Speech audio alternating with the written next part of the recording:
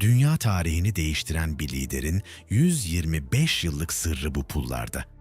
Tarih sadece kitaplarda yazmaz. Bazen bir zarfın köşesinde, bazen de bir albümün sararmış sayfalarında karşımıza çıkar. Bugün Türkiye Cumhuriyeti tarihinin en özel filatelik eserlerinden birine, Atatürk'ün doğumunun 125. yılı anısına basılan o eşsiz seriye yakından bakıyoruz. Çanakkale siperlerinden traktör başına, kara tahtadan göklere uzanan bir devrimin 10 farklı karesi. Hazırsanız Mustafa Kemal Atatürk'ün öyküsünü bu küçük ama derin pencerelerden izlemeye başlayalım. Bu pulda dünya tarihinin akışını değiştiren Anafartalar kahramanı Mustafa Kemal'i görüyoruz. Yanındaki silah arkadaşlarıyla birlikte verilen bu poz sadece bir askeri strateji değil, "Size ölmeyi emrediyorum" diyen sarsılmaz bir inancın ve vatan savunmasını temsil ediyor. Mavi suların ortasında yükselen bandırma vapuru ve kalpaklı Atatürk, bu pul 19 Mayıs 1919'un yani bir milletin yeniden doğuşunun simgesidir. Atatürk'ün bu mağrur duruşu, İstanbul'un işgal altındaki karanlığından Samsun'un güneşli umuduna uzanan o cesur yolculuğun ve milli mücadelenin ilk adımıdır. Cumhuriyetin kalbi burada atıyor. Atatürk'ü ilk meclis binasının önünde çalışma arkadaşlarıyla bir arada görüyoruz. Bu görsel, egemenliğin kayıtsız şartsız millete devredildiği o tarihi anları hatırlatıyor. Halkına olan güven dolu bakışlarıyla Atatürk, saltanattan cumhuriyete geçişin, yani milletin kendi kaderini tayin etme gücünün yaşayan bir sembolüdür. Atatürk sadece savaş meydanlarında değil, üretim sahalarında da bir liderdi. Bu pulda onu bir traktör başında tarımı modernleştirmeye çalışırken görüyoruz.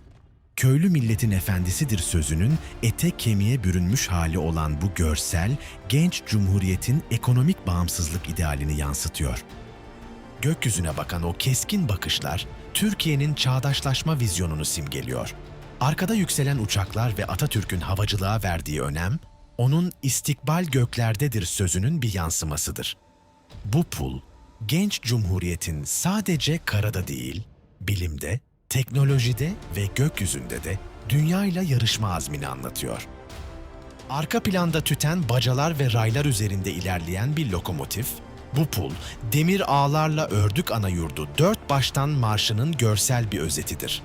Atatürk'ün sanayiye ve ulaşıma verdiği önem, modern Türkiye'nin sanayi ve teknolojiyle nasıl ayağa kalktığının ve kalkınma hamlesinin gurur dolu hikayesidir. Atatürk, elinde şapkasıyla modern dünyayı selamlarken, bu görsel 1925'teki şapka ve kıyafet devrimini, yani Türk toplumunun çağdaş yüzünü simgeliyor. Atatürk, milletini muasır medeniyetler seviyesine taşımaya ant içmiş bir devrimcidir. Mağrur bir duruş ve asil bir şahlanış, Atatürk'ü sadık dostu Sakarya isimli atının üzerinde bir başkomutan edasıyla görüyoruz. Bu görsel, milli mücadelenin zorlu günlerinde cepheden cepheye koşan, askeri dehasıyla bir ulusu bağımsızlığa taşıyan o sarsılmaz iradeyi simgeliyor. Bir milletin cehalete karşı açtığı savaşın en sembolik anını temsil ediyor. 1928 yılında gerçekleşen harf devrimi sadece bir alfabe değişikliği değil, bilginin ve aydınlanmanın kapılarını tüm halka açan bir kültür devrimidir. Atatürk, eğitimin gücüne inanan bir liderdi. Gördüğünüz bu 10 pul, bize bir liderin sadece savaşları değil, bir milletin geleceğini nasıl ilmek ilmek işlediğini anlatıyor. Her bir tırtıklı kenarın ardında tam bağımsız ve çağdaş bir Türkiye ideali yatıyor. Bizlere düşen görev, bu pulların taşıdığı o büyük mirası gelecek nesillere layıkıyla aktarabilmek.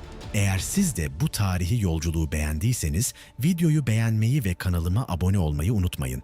Bir sonraki tarih ve koleksiyon yolculuğunda görüşmek üzere, hoşça kalın.